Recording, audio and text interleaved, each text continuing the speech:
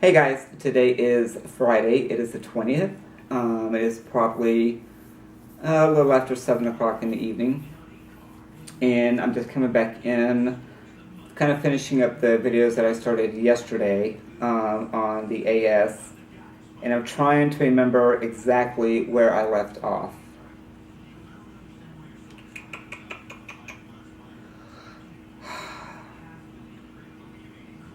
I'm not sure exactly where I left off. Which does bring me into what I'm going to be talking about a little bit, is brain fog. And yeah. Anyway, so I'll just start wherever. If I repeat from yesterday, I apologize. Anyway, last night actually, I noticed in the chat group that I'm in that a young lady had just been diagnosed. Well, she posted it last night, so it'd be the day before yesterday. Very, very scared, very upset. And everybody, kind of jumped in, tried to calm her nerves and whatnot. And I had also commented on her post saying that, it was perfectly normal to be scared, be upset, confused, and all of that. I kind of touched on that yesterday as well. But I told her that after a few weeks or so that would change over into fight mode, where you just pretty much have to start fighting the disease and all that good stuff. But yeah, some people it can take a couple of weeks, some people may take a little longer. It took me, I will say, a good month afterwards. But then again, I had also been dealing with the pain and all that for many years prior to my diagnosis. So, nonetheless, it is still, in a way, it was a relief to actually know that what it was that was wrong, but at the same time, it was also very scary.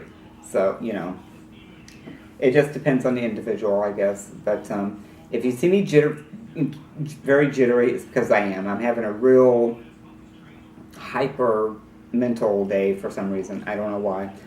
But in any case, so yeah, it's after a while you will go into fight mode. That's when some of the anger sets in, the frustration sets in, and it just kind of transitions. And not saying that we don't get nervous and scared, sometimes we do, because not knowing what's going to happen from one day to the next. Are we going to mess up? Are we going to move wrong? Are we going to do this or do that? It's just, it's a lot on the brain, pretty much. But also, there was, there's a lot of talk in there about exercise and things of that nature. And I can't remember if I really got into that yesterday. I don't believe that I did. But, again, I'm going to stress for you guys that have just been diagnosed, you have to be very, very careful, especially if you have started fusing. I cannot stress that enough.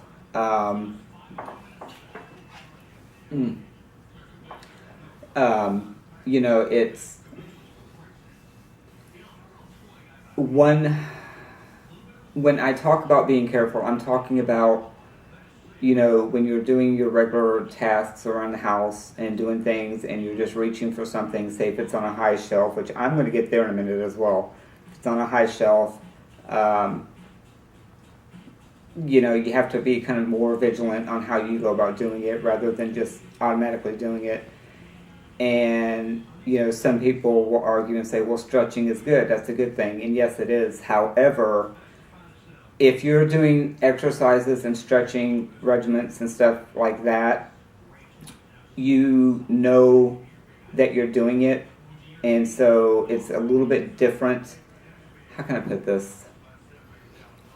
If you set aside time during your day to do exercises and stretching exercises or yoga or whatever it is you're doing, you consciously know that you're doing it, so you're more aware of what's going on, rather than saying you're reaching for something or bending down to get something, or stretching to get something, whatever the case may be. and you just do it without thinking about it. And if you move the wrong way, especially if you're already having a good day, that one little move can just jack your whole day up. So it's that's what I mean by being very careful. You just always have to be vigilant. You always have to be mindful of what's going on and all this good stuff. And it's a lot on the brain. I'm telling you, it really, really is. For a lot of you guys that, depending on where the AS is in your body and what it affects most, like myself, my main pain points are the SI joints and my neck, which is almost completely fused. Right here in my chest, I guess this is, what's that, sternum? From here, basically right here, down to about here, right at the bottom basically, is so, like today is very painful. And, depending on how you move or how you breathe, it's very painful. Shoulder, I have a lot of issues with my shoulder. I don't know if it's picking up on camera now, but it's actually different than this side. This side, lays differently than it does this side. Even if I stand in the mirror, my x-rays, I'll have to find them and I'll bring it up in the next video and show you guys what I'm talking about. But in my x-rays, this side of my body is lower than this side. I mean, like significantly lower. It's kind of weird. And I brought it up to my rheumatologist one time and I'm like, I look so awkward. It's just weird. But yeah, I do have a lot of pain in my shoulder, my heels, and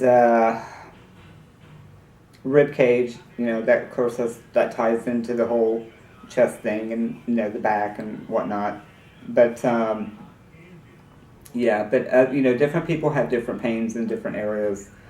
The one that really threw me off was the heel pain, and you guys that deal with it have been dealing with it. You know what I'm talking about. It's to walk, it's not that bad, but if I'm asleep, and normally I sleep on my left side, and I know that's a bad thing. I already know this. I know.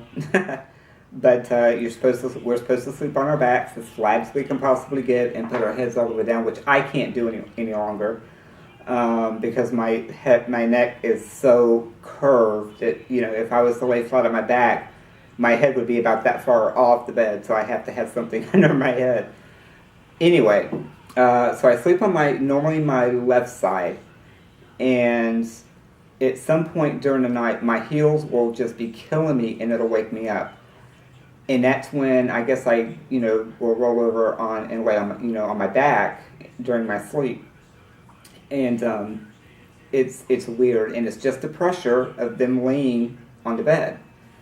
And I just have to sling them off the side of the bed and let them dangle off the side of the bed, and that usually kind of takes care of that. But it's just odd. It's a really odd pain. It just kind of took me back, and it still does when it wakes me up unexpectedly. I'm sure those of you that are new to this are dealing with being tired a lot, the fatigue, and it took me a while to figure that out. We think we're sleeping at night. Even if we think we're having a good sleep, we're asleep, but our body is not asleep. It's almost like, it's in turmoil. Just like those of, and everybody's done this, you'll be sound asleep and wake up in a spasm. Just, one of those breathtaking.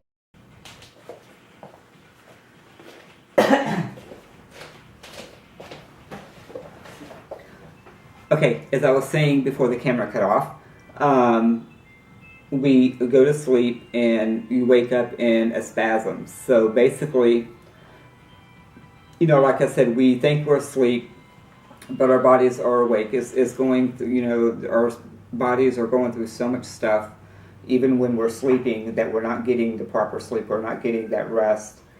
And that's what causes the tiredness, the fatigue, and all that good stuff. And the brain fog. I mentioned brain fog at the beginning of the video.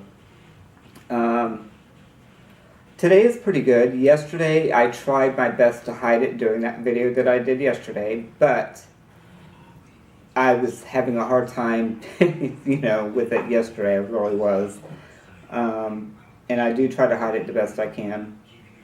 And normally, you can tell when I'm having a bad day is if I'm repeating myself, or if I forget things, or if I'm just off. So that's part of it. You have to learn to deal with that. And oh my God, what else? There's so much. Family members. This is where I get a little testy. It all comes down to people not understanding, and as I said before, we can't get mad at them and get upset because they don't know what we're going through, because they're not feeling it. They're not in our bodies, so they have no clue. And so is their normal is not our normal, so they don't know. But it is upsetting when they don't take the time or be more considerate with our feelings, with what we're dealing with. If we're really having a bad day, we're in a really bad flare or whatever. So that is a tough thing.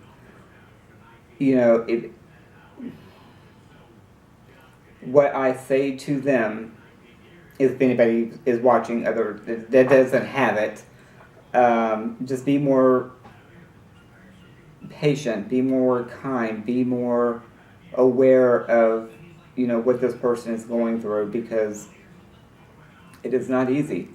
And we also know it's not easy on you guys. We can't help it. We didn't ask for this, nor did you. So it's like, what are we going to do? But speaking on that point, when people do things, and I'm talking about your spouses, your husbands, your wives, your kids, or whoever's in the house with you, when they chip in and do things, that's great. We appreciate that. But be a little bit more mindful when you're doing little things. Like if say your husband and your wife is dealing with the AS and you're doing the best that you can. If you're doing the dishes and you're putting things away, put her stuff in a place where she can get it easily without having to either pull a chair out to get her favorite mug on the top shelf or whatever the case may be. Put everything where it should be, where it's easily accessible. Very important. It makes things so much easier, not on us, as it were, but you guys as well, because you're the ones that have to hear it in the end. But and that sometimes is not always pleasant. But anyway, there's so much to it. There's so much to it. I don't know how many times I can say that and make it sink in. It's just, and even with me, as long as I've been dealing with it, there's still things that come up that it's like, Jesus Christ, really? I showed you guys yesterday the grabber, the reacher, and we recently got a new washer and dryer, and I thought I would love it, because I got the big tub one, and it didn't have the agitator in it. It was just up to date, uses less water, yada yada yada. And the first time I used it, I went to get the clothes out of the washer, and it's a top load. And I looked down to get everything out, and I'm like, oh shit, it's deep. I'm having to bend over this thing, and I almost feel like I'm falling in. The first time I did it was the effect. I kind of got my head in there, and I'm like, well, damn, this is what it's like to be in a washing machine, because it's deep, and I had to really get in there to get my stuff out. So that's where the grabber comes in on occasion to get stuff out of the washer. I probably should have got a front load, but what are you going to do? So it's little things like that we have so much trouble with that people don't get, But one day at a time. Oh my God, what else? I feel like I'm repeating myself over and over and over. And if I am, I apologize for that. I'm not going to do it in this video, but I will be doing a little bit of a discussion on disability and applying for disability in that process, because that is a whole different process in itself. Excuse me. And it is a very long process and a very hard process. But I'll get into that in another whole nother video. Yeah. Parking placards. Now, real quick. If you haven't already, if you can talk your rheumatologist into assigning you a parking placard for your car for handicap parking, go ahead and do that. And some rheumatologists will do it, some will not. Because the simple fact they want to keep you moving, which is good. But the problem I have with that is if you're really in a bad flare and you have to go out, and say you go to Walmart and you have to park 2 miles out, now you got to walk all the way into the store. It can be very difficult. I have had mine for about a year now, and I could probably, maybe twice that I've had to use that. So it's not something just because I have it that I use it simply for convenience, because I do not. Only if need be. But it's a good thing to have, because if you find yourself in a situation where you have to park several blocks from someplace, it depends on where you're going, it can make a big difference. And if you're really having a bad day, again, it can make a really big difference. So go ahead and get it. There's no big issue there. I knew some people were having problems deciding whether or not to do it because they didn't feel they needed it. Get it. You may not need it, but go ahead and get it so you have it when you do need it. So mine's been in my car now for all this time. Again, I've only used it twice, but it's there when I need it. And don't worry about if somebody gives you a dirty look if you happen to have to use it for a day. Looking at you oddly or anything of that. Again, that goes back to what I said yesterday about the way people look at you. You have to try to put that away, put that out of your head. But it's going to happen. People are going to look at you and wonder why you're using it, wonder what's wrong with you. Some will be upset because they don't feel that you maybe are limping enough to qualify you to park there, but that's none of their business. If the rheumatologist gives you that, then you should have it. So there's that. Yeah, it's something else I get a little testy about, but in any case, go for it. All right, I'm going to jump off here for now. I'm not sure how long this is going to go, and I will be back. Probably the next video, I'll really get into, the whole disability thing and applying for that, and that one's going to be a little bit lengthy. There's just so much to this disease, you can't fit it all into one video. Excuse me. But in any case, excuse me. All right, I'm going to get out of here. And okay. Listen, it just hit. If you are, God, how can I say this? Because this is something that I do, and I've heard it before from different AS patients who have the curvature in the neck. Okay, I'm going to try this one more time. I'm going to go ahead and cut this now. I'll get into what I was just about to say later because the battery is about to die on this camera, and it just cut out, so I'm over 20 minutes, I believe, on the video. Alright, I will talk to you guys later. I hope everybody has a great day. Be safe, be careful. Talk to you later. Bye.